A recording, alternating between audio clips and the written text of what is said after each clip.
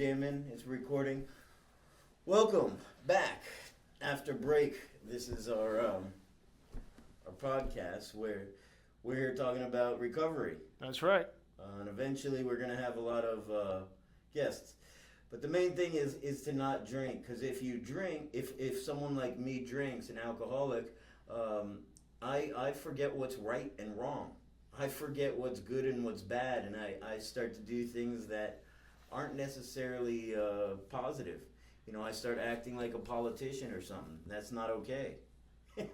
That's not okay. That's right. That's right, Burnie. I mean, definitely what we're looking at here is, at the end, behavior modification. Because, you know, if I have a problem with alcohol, why do I want to get and stay sober to be the same guy I was before? That's right. You know, I want to be better. That's right. It's kind of like winning the lottery and not being able to use the money. That's pretty funny and true. You know, I mean, I always find it comical when people say, I did a complete 360. Well, if you did a 360, you're back in the same spot you were before. It's a 180. It's a 180, you know, 100%. Why does that keep going? But the microphone's still on. I guess it's still going. But that is so weird. I don't understand. Still going. 125. I guess it doesn't have to be on. All right, we're just making sure that our technology works. Before yesterday, our technology wasn't working. It was kind of an alcoholic technology. But back to the show. So we're talking about staying off of alcohol, and there's steps, I guess, in our program that we work in. And the first step is powerlessness, admitting that you're powerlessness over alcohol. In my case. Right, and that our lives have become unmanageable. You know what I'm saying? You know, we want to make it clear that we got nothing against people that drink or anything. I mean, alcohol is not the problem. We're the problem, right? I mean, at the end of the day, it's the way that I think and the way that I act, or the way that I used to think and used to act. And if I'm now working my program, that is still going to be the problem, whether I have alcohol or not. You know, is not drinking alcohol a prerequisite for people like us? You correct me if I'm wrong, Burnie, but for people like us, it absolutely is a prerequisite. Like I said, when I'm drinking, I don't necessarily know what's good and bad, what's right and wrong. That happens with alcoholics. Everything changes once you get that first drink. Everything else kind of becomes all about when is the next drink. And then when is the next drink? And then usually I can't stand up. And then I go through depression, sobering up after, and then I have to drink some more. And it's just a negative cycle. And eventually I lose my life.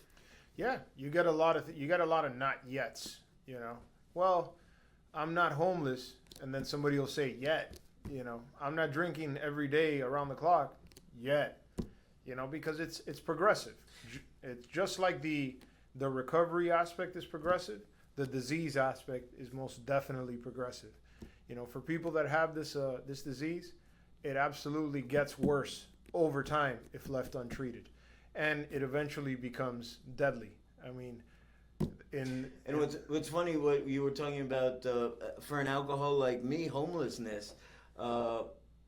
When I was actively drinking, I went through a time when I was homeless, and it was kind of by choice. I had family that I could have lived with. I had a place to go. I wanted to drink. That was more important. I also lost a few families. I have kids that I don't get to see because, really honest, because I was drinking a lot, and I'm trying to get better now. It's been a year since I haven't drank, and I'm just trying to get better. Absolutely. I mean, and that's all you can do. All you can do is do the work and trust a higher power, whatever you choose to call yours, because here we don't advocate for any specific religion or anything like that. That's a very important. I like that about this program, how, you know, it's your higher power as you choose. As you understand it, absolutely. Absolutely. I mean, you want to call a doorknob your higher power, then go for it. Doorknob's your higher power. That's up to you. I mean, this is completely free and clear in that aspect. There's some people who use the group as a higher power, and Right. just when you're around the group, you feel better. You feel, what would would you want to, what would you want your group to see you do? What do you think your group would want from you? Do you think they would want you to hurt yourself? Or do you think your group would want you to make yourself better? And that's what your higher power is. Would you want to hurt yourself in front of your higher power? Or do you think your higher power wants better for you? That's right. And I mean, that goes back, or goes into, however you want to put it, to the to that first step we were talking about, the issue of powerlessness over alcohol. What does that exactly mean for someone like me, for someone like Burnie? It means that once that first drink is taken, there's no power over the fact that we're going to drink again, right? I mean, once that first drink is taken, it's off to the races. Don't know when we're going to stop, don't know how much we're going to have, don't know what the consequences are going to be, and frankly, don't care. And even if we don't immediately take the next drink, the thought process for alcoholics is about getting the next drink. So it might not be at the table right there when I take a drink, I got to take another drink, but the thought process is, when am I going to get my tequila? When? And nothing else everything else comes secondary. That's right. I mean, and that's where that powerlessness aspect, to be very basic about it, right? We don't want to overcomplicate things. And we're definitely going to get more detailed as time goes on. We're going to look at telling our own personal stories to make this relatable, so you see that we're not just reciting information, because at the end of the day, we're not. We're two alcoholics in recovery. Bernie's got a year. I'm coming up on 7. And it's a daily thing, right? Just like anything else that's worth having, it takes daily effort. There's work that needs to be done in order to achieve results. Right? They say you can't stay clean off of yesterday's shower. That's right. That's something right. They say in the program. And you can't stay sober off of yesterday's work. Absolutely. The powerlessness aspect is very important to admit. And the reason that it's so important is because this is a program of honesty, and most importantly, honesty with yourself, right? Because, I mean, let's be real. We can lie to anybody we want, but we can't lie to ourselves. Because we're going to know what we know. And even if we do lie to ourselves, the end is death. So, right. Yeah, I can lie to myself for a little bit of time, but I'm going to end up dead. Yeah, that's right. It's my higher power doesn't want me to lie to myself. My higher power doesn't want me to do bad things. My higher power doesn't want me to smoke cigarettes, because it makes it where I can't breathe. Yeah. I mean, it could go, it's a design for living and rough going, right? I mean, it could be applied to anything, any affliction, any addiction, right? We're choosing to focus on where it started in terms of programs like this, and where it applies to us, and that's alcohol, right? So, we got the powerlessness aspect. We're powerless over alcohol, and our lives have become unmanageable. Well, nobody likes to admit powerlessness, right? Because, I got power. Well, no. Well, it's scary. It is absolutely scary. You're right. It's absolutely scary to admit powerlessness, but it's also liberating, because at least now I know what I know. I know I'm powerless over alcohol. Do I really want to stop drinking? Maybe I do, maybe I don't, but I want to stop living the way that I'm living. And eventually, if I don't die first, I'll get to a point where I'll realize, or I got to a point where I realized, speaking in present tense for more relatability, but I'll get to a point where I realize that in order to achieve that not dying aspect and the quality life aspect, at least me, I need to stop drinking. All right. But now once I stop drinking, I need a sufficient substitute. And that'll come later. So it's not just not drinking and endure life. Nobody wants to just endure life. You want to enjoy it. And it's absolutely possible without alcohol and the craziness that comes along with it for people like us. I didn't think it was possible before. While I was drinking and I didn't have a program, I didn't think it was possible to have an enjoyable time or have a good time. Or I was scared of people. I was scared of it. And alcohol helped. Alcohol took away all of that fear. That's right. It was a solution. It wasn't the problem. It was a solution you used, a solution I used. Absolutely. It just makes it kind of difficult to function as a human being when you can't really stand up. Yeah. Or think clearly. Or think clearly, or take care of yourself, or take care of anything around you. When I'm in my active addiction, I forget that I need real food. Sometimes the real food doesn't stay down. Most of the time, water doesn't. So for me, that's what alcoholism looks like. That's absolutely right. So I'm powerless over that first drink because once it comes, all the other ones and all the other consequences come with it. Because make no mistake about it, folks, there will be consequences, right? There will be, and in some cases more severe than others, but there will be consequences, right? Jails, institutions, and death await progressive illness in this respect, right? Now, the unmanageability, powerlessness over alcohol, the unmanageability, we came to believe that our lives were unmanageable, right? My life didn't become unmanageable because I drank. I drank because my life was unmanageable. Mm-hmm. Why is my life unmanageable, even in recovery? Because it doesn't mean that I'm a shit show, right? And if we can't say bad words, I guess we'll have to bleep that out. We'll buzz that out if we need to. Right? But it doesn't mean that I'm I think necessarily we're adult-only content. Yeah. We should be okay. It doesn't necessarily mean that I'm a shit show. What it means is that I'm powerless over people, places, and things. So if I can't manage people, places, and things, then my life is unmanageable. It doesn't mean that it's a shit show. It means that it's unmanageable.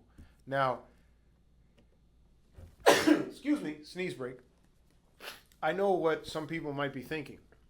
Well, I can definitely do things, to effectuate an outcome in people, places, or things. Absolutely correct. You can definitely do that. It's called manipulation. And I don't know about anybody else, but I don't want to live a life where I'm manipulating people, places, and things. Because then the results are not organic. They're not real. That's important. We're getting a little bit deeper here, and we're on a level a little bit more in depth. But when you start to try to, and that's a lot of the program, trying to change God's will, trying to change whatever kind of will is happening. Can you stop the wind? Can you stop a car by standing in front of it? Eventually, your body may go into the engine or under a tire, and it may not function the same way. But you can't stop the car with your body. You can't stop the wind. You can't stop the rain with an umbrella. I was once asked, "Are you willing to concede that there's a higher power, whatever you want to call it?" Right? Yes. Like Burnie over here just said, God, that's what he chooses to call his higher power. It's also what I choose to call mine. Again, doesn't matter what anybody chooses to call theirs. No judgments whatsoever. As they believe it, as you believe it. Now, if I'm willing to concede that there's a higher power, yes, I am. Now, am I willing to concede that I'm not it? Yes, I am. Okay, now we got something. Now we got something. Because I don't know about you all, but you might think that you can manage your own life perfectly. Stopping the rain, stopping the wind. Exactly. I mean, if anyone listening to this can go to the beach right now and stop the waves, you let me know so we can have a conversation, and maybe you're the higher power on earth. Because I don't know anyone up to this point that can do that. So then they're not a higher power, right? So we got the powerlessness over alcohol. My higher power, however, can stop the wind, can stop the rain, can stop the sun. My higher power made this thing called nighttime. So the sun's not out all the time. It's my personal higher power, and it's up to everybody to define it the way they want to. That's right. A lot of people, JC is a way to define it. A lot of people believe Allah. A lot of people, it's not about that. It's about believing there is something out there greater than you. That is a fantastic point. That's absolutely it. Something greater than ourselves. Because I used to tend to be the God of my own universe, and that didn't work out very well at all. Absolutely not. So but your life is filled with ego. When that's happening, your life is filled with selfish ego. And for some people, that's what they're looking for. Not me personally, I'm not looking for that. I'm looking for a peaceful life. I'm looking for a life from love and care, not one of trying to get stuff and more and more. I'm the best, an ego about me, me, me. These days with my program, it's more about how can I help others. That's right. I mean, ego doesn't get you anywhere but deeper into ego. And it helps, want to make one really important point. It helps to remember that all of this is just for today. This is, I mean, I know the phrase might be cliche, one day at a time, but if you really live it, it saves lives. It helps out quite a bit. Because if you're depressed, you're living in the past. And if you got fear and anxiety, or the future. Or if you got fear and anxiety, now you're living in the future. Both, yeah. But if you can stay present, things become a lot more palatable. Doesn't mean they're easy. It just becomes a lot more palatable to know that all I can do is what's right in front of me. But then I don't have to be scared. There is something else out there that I can take care of what's in front of me. That's right. And there's something else out there. I'm not alone. You brought up a good point about being scared, right? A lot of times, if not every time, it's not the actual circumstance that really gets to people, even though things affect us. We're all human. You can't squeeze blood from a rock, right? I mean, things absolutely affect us. They may even get us down, but it's not necessarily the actual thing. It's the fear of the powerlessness over the outcome, right? The fear of the actual thing. So if I have financial insecurity, is financial insecurity my problem? Yes, it is. What's my greater problem, though? The fear of financial insecurity, meaning the fear of what's going to happen if I don't have the money to pay the rent. What's going to happen if I don't have the money to pay for groceries? What's going to happen, and on and on and on. But if I concentrate on what's right in front of me, I'm not saying any of those things are not going to happen. What I am saying is that I will be able to do what I can do, and I will be okay with the outcome. I'll be okay with whatever happens. Am I going to like it? Maybe not. But acceptance, which is a big part of all this, doesn't mean that I have to like anything. It just basically means it is what it is, and I'm okay with that. I can't change the outcome, right? So I'm okay with that. So to backtrack, go ahead. There was a great story that I heard from one of my counselors once. I think it was in rehab, where a lot of the time we're holding a piece of shit in our hand. We have a piece of shit in our hand. And a lot of the time we won't admit that piece of shit is in our hand. But in my program and working the steps and doing this, I will look at my hand and say, look, there is a piece of shit in my hand. I got to put it down. And then I can actively put it down instead of walking my whole life with this piece of shit in my hand. And a lot of people walk through their life with pieces of shit in their life. Life isn't always great. But if you don't do anything to change it, if you don't make that step, nothing is going to happen. If you don't take an action, no action is going to occur. That's right. That's right. If you think you got a problem with alcohol, you probably do. That's just facts. Okay. Now, we go back to the powerlessness. Nobody likes to admit powerlessness, but it helps to know that you're powerless over alcohol. If you feel that you might be, you do some more experimenting, as we call it. You figure out that it never gets better, it just gets worse. You see it, the results manifest. You're powerless over alcohol. Great, that's a great first step. But if lack of power is a dilemma, as it says in some literature, if lack of power is a dilemma, well, I'll tell you this, as it has been told to me in the past. How about some power over your own behavior? And you might say, well, I don't have power over my behavior when I drink. Thank you very much. Point proven. You don't have power over your behavior when you drink. Yeah, but if I stop drinking, then I'm going to be irritable, restless, discontent, and I'm not going to have power over my behavior either because I'm going to be acting on fear and pride. You're absolutely right. That's why it helps to have a program of recovery. At least that's what has helped Burnie. That's what's helped me, having a program of recovery. And that's what we're here talking about, how to help you maybe stop drinking for today, and how to help someone listening. You don't need to drink anymore. There's a way out of it. I didn't ever believe that I was able to quit. That's right. I didn't think I was able to stop. I didn't know that there was a way, like Okay's talking about. I didn't know there was a way to be okay. I didn't know that. And now through this program, meeting people like I have here, it just changed my perception of the world, and changed my quality of life. And if you're looking to change your quality of life, this might be a way to do it. Not drinking. That's right. And you used the word there that's very important, perception. For alcoholics, perception is reality, right? And it could be argued that for everybody, perception is reality.